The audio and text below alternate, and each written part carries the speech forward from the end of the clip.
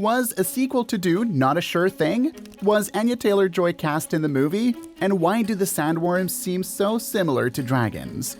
Welcome to CineSqueeze, and today we're covering the top 10 facts about Dune Part 2 you need to know.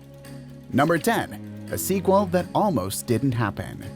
Although the first Dune movie was only half of the Dune novel, director Denis Villeneuve didn't know for sure if Part 2 was a possibility.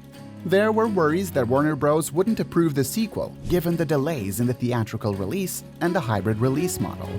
Dune Part 2 was originally supposed to be released in the fall of 2020, but was delayed due to the COVID-19 pandemic. The release date was moved to the fall of 2021, but Warner Bros. Had shifted gears that year for all their theatrical films to additionally be released on HBO Max at the same time. Despite this issue, Dune did incredibly well at the box office, and Warner Bros. Greenlit the sequel. So, if you want to see another Dune movie, make sure to let the studio know it and see the movie in the theater. Number 9. Speaking the language. In the Dune novel, the Fremen speak in a magnetic language known as Chakobza. The language is brought into the film thanks to the development by David Peterson, who additionally created fantasy languages for Game of Thrones. The term Chakobza is said to be derived from the words Chai Kobza, of Caucasian language, meaning the language of hunters. As with many fictional languages, Jakobza takes inspiration from a host of common languages, including French, Romani, Arabic, Slavic, Greek, and some variations of Sanskrit and Hebrew. Number 8. More worms. Part 1 featured a few appearances of the iconic sandworms that lurk under the surface of the Arrakis Desert. Part 2 will feature more of these giant creatures, considering their importance to the Fremen that Paul allies with. The worms not only help with the creation of spice, but their bodies are used for resources, as with their teeth being used to create knives. The Fremen will also be seen using the worms for transportation and riding them into battle. So, if Part 1 didn't have enough worms for you, Part 2 has you covered. Number 7. The importance of water. Part 2 will spend a lot of time in the desert with Arrakis locals known as the Fremen. For living in such dry conditions, they treat water with great sacredness. This aspect was present in Part 1, as Stilgar of the Fremen expressed their treatment of water, but it'll play a crucial role in Part 2, as Paul and Jessica learn more about the people who will harbor them. This includes methods of extraction from their enemies, burial rituals of water that must not be used, and the transcendent poison known as the Water of Life. So, yeah, bring a drink to this movie. Number 6. Realizing the worm. One of the crucial moments of the novel is when Paul rides a sandworm for the first time, proving himself to the Fremen.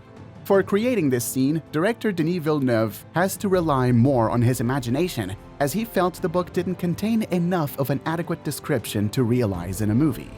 So, he storyboarded out the sequence and crafted his own vision of how this exciting scene would play out. It's up to the audience to decide how great the worm riding sequence turned out, but Denis Villeneuve seems to have cited this scene as his favorite in the film. Number 5. Some new characters. Not all of the important characters from Dune were introduced in Part 1, as a few of them were omitted until Part 2. Shaddam IV, the Padishah Emperor of the known universe and mastermind behind the Harkonnen invasion, will appear in Part 2 and be played by Christopher Walken. His daughter, the narrating Princess Irulan, will also appear alongside him and be played by Florence Pugh. But the most prominent inclusion is Baron Vladimir Harkonnen's youngest nephew and heir, Fade, played by Austin Butler. He is an important character, as he'll be the one to duel with Paul in the film's grand climax. Number 4. Older casting. One of the oddest choices in the casting of Part 2 was the inclusion of Anya Taylor-Joy as Alia Atreides.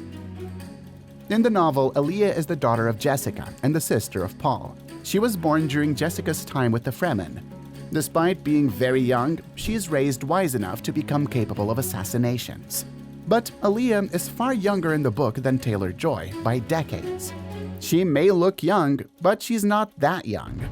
What type of role will she play in Part 2?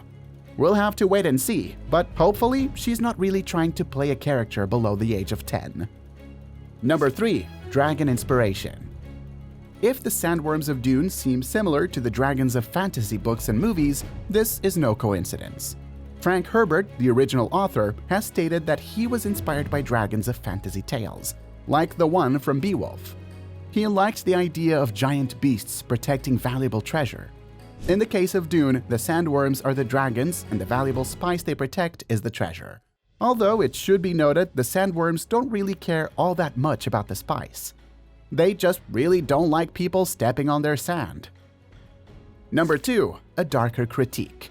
After Dune was published, Frank Herbert continued the story in Dune Messiah, further expanding on Paul's rise and fall as a ruler, followed by the sequels Children of Dune and God Emperor of Dune. The sequel novels portray Paul less as a hero and more as a ruler corrupted by power. Part 2 will set these events in motion, and director Denis Villeneuve has kept this aspect in mind. This is why his film will end up on a darker note than that of the book. It's also why he expanded the role of Chiani to be more than just Paul's lover, but a critique of the power he wields over the Fremen's fundamentalism. So, if you were hoping for more gloom and dread that was present in Part 1, there's more where that came from in Part 2. Number 1. The story continues. Although Part 2 will mark the end of the Dune novel, it won't mark the end of the franchise. Director Denis Villeneuve has expressed interest in developing a film adaptation of Dune Messiah, effectively developing a theatrical trilogy for Dune. But the story will continue in another form as Warner Bros. Is developing a spin-off series entitled Dune Prophecy, which explores more of the Dune universe. So, if Part 2 leaves Young longing for more, relax. There's plenty more Dune on the way. So, what did you think of our list? Did you learn anything new? Were there any facts we missed? Should we have talked more about David Lynch's Dune film? Let us know in the comments below. Be sure to like and subscribe for more movie lists. Thanks for watching.